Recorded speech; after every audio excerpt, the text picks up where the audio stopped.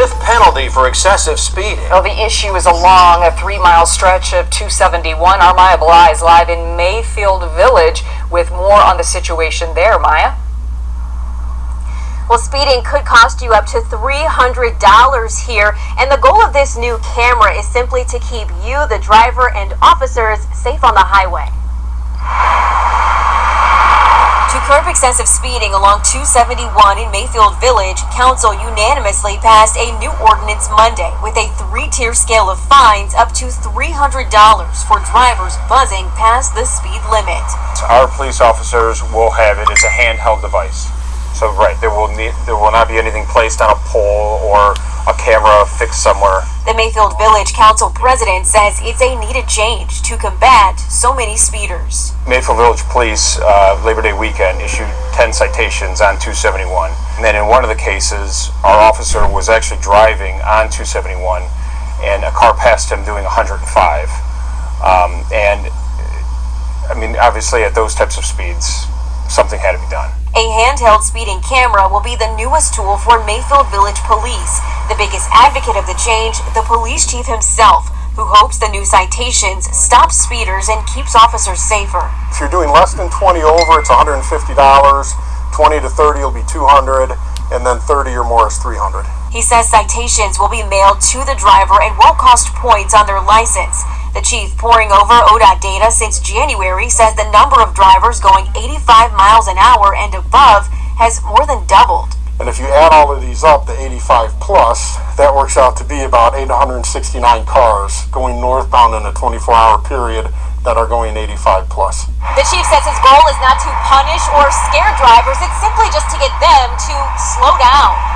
A private company also used in Newburgh Heights for traffic enforcement will administer the equipment and, according to the village council president, get 38% of the fees collected, with the rest going to the village. Our goal here isn't to write tickets. If this program goes into effect and we can see a marked decline in the amount of high speeds, that's what my goal is here. That's what I would be happiest to see.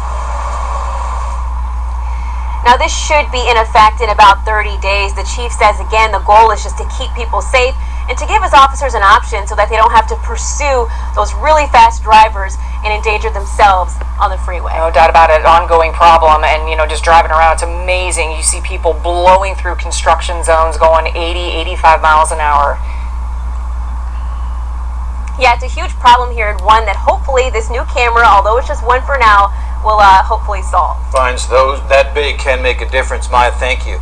A parole hearing was held today for a notorious murderer who shot and killed a nursing student 30 years ago. Jeffrey Hodge was a University of Toledo officer when he kidnapped and shot Melissa Herstrom back in 1992. Melissa was just 19 years old and a graduate of Rocky River High School. Her family and old classmates have led a very active campaign to keep Hodge behind bars. Today's hearing was at the state prison in Marion, where Hodge has served 29 years of a maximum life sentence. The Department of Corrections spokesperson says the decision of the parole board will be announced at a later date.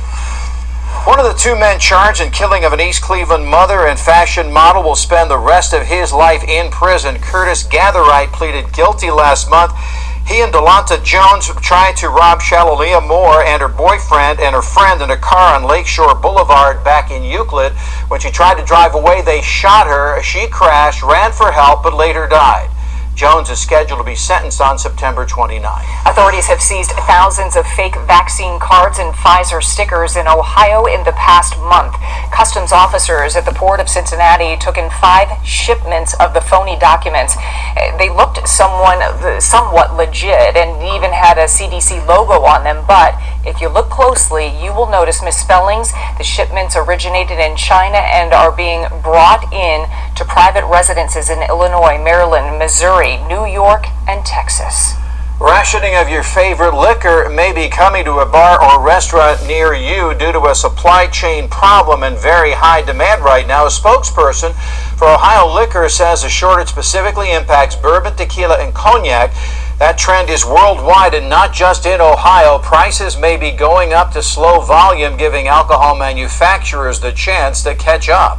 A lot of this is being driven by supply chain interruption, whether it's access to glass or cardboard, or whether it's access to cork, grain, or even material. I mean, literally impacting everything from New Zealand Sauvignon Blanc, French Champagne, to whiskey, Scotch, tequila. Last week in Pennsylvania, the state-run liquor system started limiting how much alcohol customers can buy due to dwindling supplies. They put a 2-bottle limit on 43 types of alcohol, including champagne, bourbon, tequila, and whiskey. Those will stay in place indefinitely. The FBI confirms the remains found in Wyoming are that of Gabby Petito, the 22-year-old travel blogger who was making a cross-country trip with her fiancé, Brian Laundrie. Well, Jennifer Jordan is live in the newsroom with the very latest information. Jennifer. Well, Tracy, an autopsy confirmed the manner of death was homicide, but did not give any other details about how Gabby died. Meantime, the entire country is searching for her fiancé, Brian Laundrie, who is considered a person of interest. The biggest false lead of the day came from a trail camera in Baker, Florida, about 500 miles from Laundrie's parents' home. Someone that looks similar to Brian Laundrie was spotted in the woods at 6:17 a.m. This afternoon, the Sheriff's Department said they thoroughly investigated the possible sighting and concluded it is not Laundrie. In the meantime, authorities combed through a gator-infested nature preserve in Florida, where Laundrie's parents say he went to hike last week. It may be that they have to really round this out and make sure that he's not in there. That's not the kind of place where you can live for, an extended period of time. A makeshift memorial made of stones arranged in the shape of a cross is now at the site in Wyoming where Gabby's body was found. Investigators also releasing a statement about the last communication Gabby had with her family. She sent her mom a text that said, quote, "Can you help Stan? I just keep getting his voicemails and missed calls." Stan is Gabby's grandfather, and her parents say she never referred to him by his last name. The Laundrie family attorney scheduled a news conference for late this afternoon, but canceled after speaking to the FBI. So many twists and turns in this case. Thank you for the latest, Jennifer.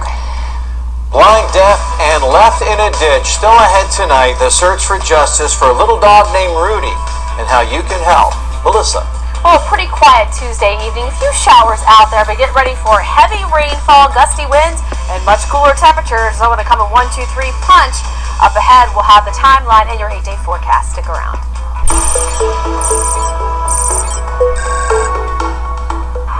I'm Amanda.